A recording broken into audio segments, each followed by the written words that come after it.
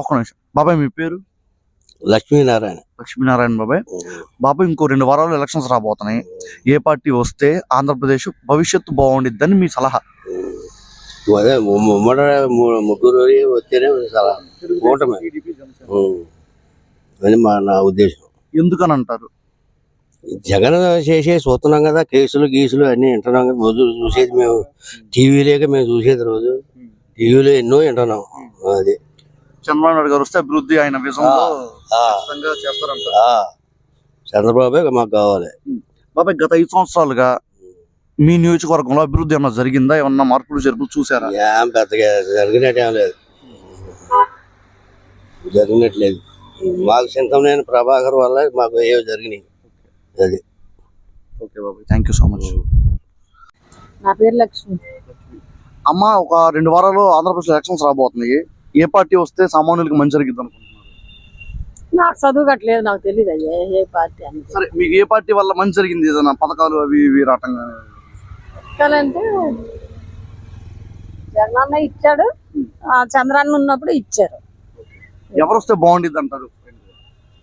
చంద్రాన్న వస్తే బాగుంటుంది అనుకుంటున్నాను. బాబాయ్, మీ పేరు? లక్ష్మీనాయుడు.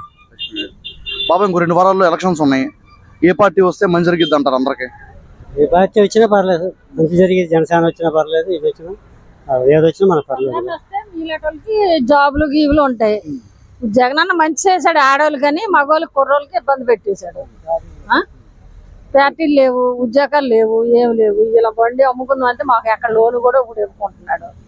అది దాన్ని బట్టి మేము మాట్లాడాం. ఇక తప్పు ఒప్పు మన మామూలుగా అయితే మధ్యతరగతి కుటుంబాలకి వాళ్ళకి కానీ జాబులు రావడానికి కానీ చంద్రబాబు నాయుడు గారు వస్తే అందరికి మంచి జరిగింది అంటారు. అది నాకు తెలిసినంత వరకు. థ్యాంక్ యూ అమ్మ. మా అమ్మ, మీ పేరు? ఇంకేం. ఇంకో 2 వారాల్లో ఎలక్షన్స్ ఉన్నాయి కదా, ఆంధ్రప్రదేశ్ లో ఎలక్షన్స్ ఉన్నాయి ఇంకో 2 వారాల్లో. ఏ పార్టీ వస్తే బాగుండిద్ది అనిపిస్తుంది మీకు? పెన్షన్లు అవి అందుతున్నాయా? ఏ పార్టీ వస్తే బాగుండిద్ది అనిపిస్తుంది?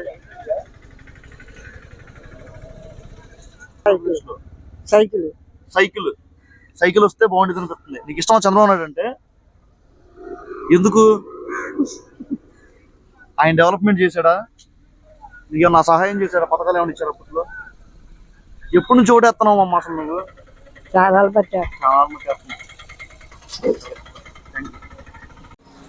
బాబాయ్, నమస్కారం. మీ పేరు? అప్పారావు. బాబాయ్, 2 వారాల్లో ఎలక్షన్స్ ఉన్నాయి. ఏ పార్టీ వస్తే ఆంధ్రప్రదేశ్కి మంచి జరిగిద్దని మీ ఆలోచన?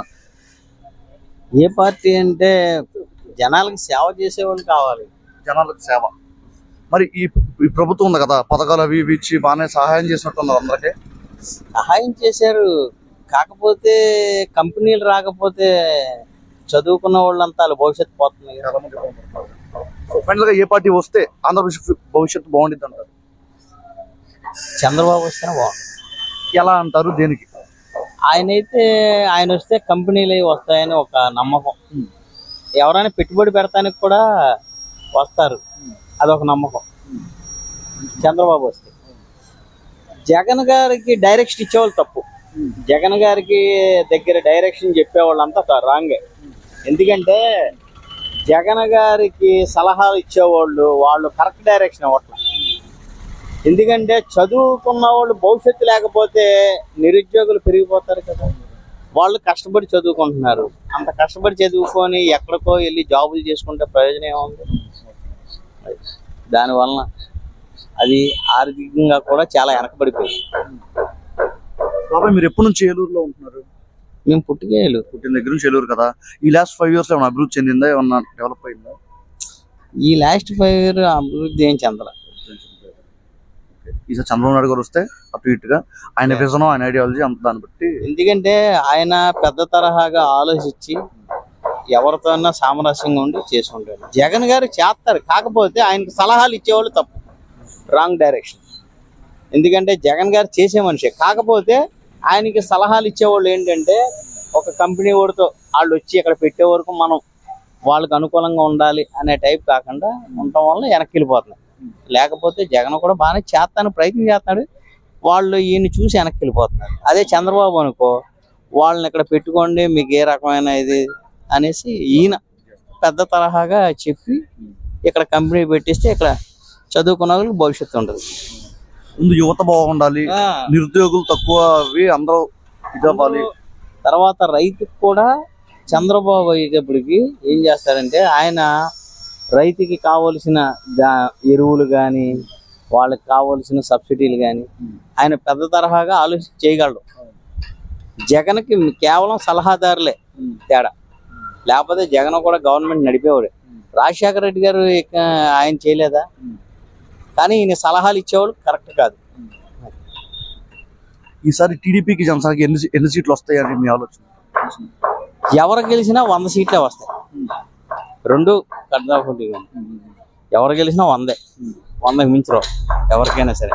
175లో 100 సీట్లే ఎవరికైనా. ఏ గవర్నమెంట్ ఫామ్ చేసినా 100, ఇంకా అంతకన్నా. థ్యాంక్ యూ సో మచ్ బాబాయ్.